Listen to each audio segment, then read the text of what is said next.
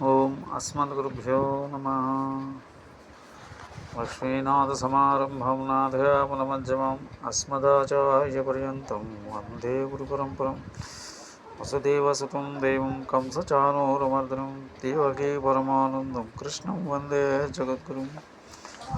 సశంఖచక్రం సక్రీటకుండలం సపీతవస్త్రం సరసేరుహేక్షణం సహారవక్షస్థలశోభికౌస్తభం నమా విష్ణుం శిరసా చతుర్భుజం. ప్రియ భగవద్బంధువులకు నమస్కారం. ఈరోజు మన విష్ణు సహస్రంలో మొట్టమొదటి శ్లోకం. విశ్వం విష్ణుర్వషట్కారో భూతభోజ భవత్ప్రభో భూతకుద్భూతబుద్భావో భూతాత్మా భూతభావన. విశ్వం ఒకటో మొట్టమొదటి నామం.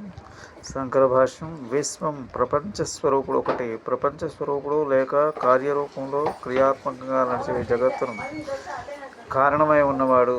ఈ ప్రపంచం పరమాత్మను వేరుగా లేదని పరమాత్మకు. 2.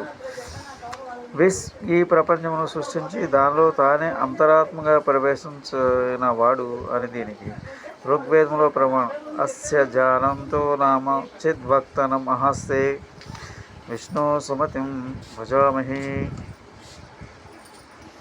హే ఋక్ సంహిత 1:156 అన్న వేదమంత్రంలో దేశకాల వస్తు విశేషంతో ఈ సృష్టి రూపంలో కనిపించే విష్ణుడు భగవంతుడని అర్థం.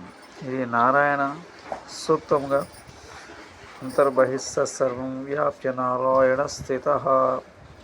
ఈ ప్రపంచంలో లోపల బయట సమస్తమునందు వ్యాపించి ఉన్నవాడు నారాయణుడే అనటం వల్ల విష్ణువు సర్వవ్యాపకుడు. విష్ణు అన్న పదముల తాత్పర్యం ప్రవేశించుట గుణములు గలవాడు. దీనికి ప్రమాణం విష్ణు పురాణం 3:4 శ్లోకం.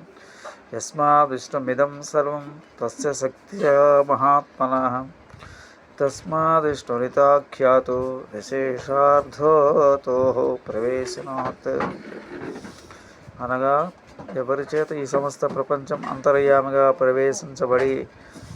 వ్యాపించబడి ఉన్నదో, ఎవరి శక్తి చేత ఈ సమస్త సృష్టి నుండి ఉన్నదో అట్టి మహాత్మునకు వ్యాపించి ఉండువాడు అన్న ధాతువు ప్రవేశించి అన్న అర్థము గల వాక్యం విష్ణువని తాత్పర్యం. ఇదే మహాభారతంలో వ్యాప్తమే రోదసి పార్థ కాంతి అభ్యాధిక స్థితౌ క్రమణాచాప్యహం పార్థ విష్ణురిత్యాభిసంజతే సంజితః.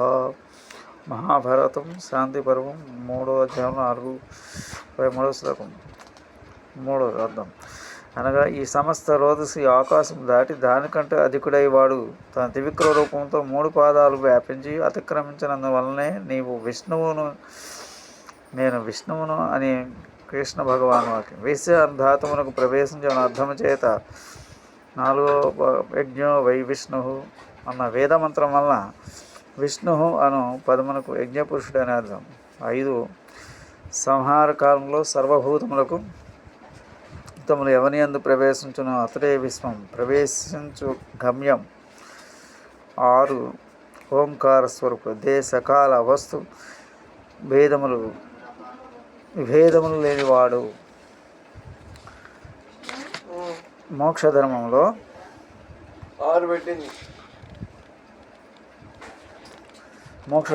సంయమనకు పంచశుకులయములు చెప్పినట్లు విశ్వనాధిస్వ మిథ్యాహు లోకానం కాశిసత్తమ లోకాంశ విశ్వమేం ఏతి ప్రవధంతి నరాధిప.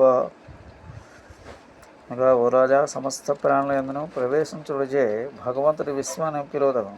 ఇక్కడ భగవంతుని స్వాభావికమైన జగత్తునకు సర్వమంగళప్రదమైన భగవద్విభూతిని దివ్యపదముల సర్వపరిపూర్ణుడని కూడా విష్ణువుల నామం.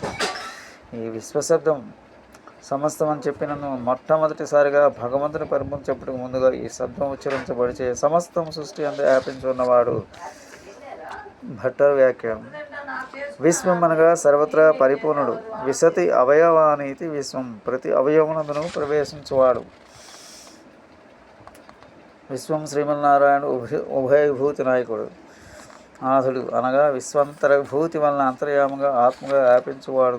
బహిర్విభూతి వల్ల బయట వ్యాపించు తానే జగద్రూపంను ధరించి యామిగా ఉండేవాడని 2 గుణముల చేత వ్యాప్తి గుణము గలవాడే విష్ణువు అని చెప్పబడింది.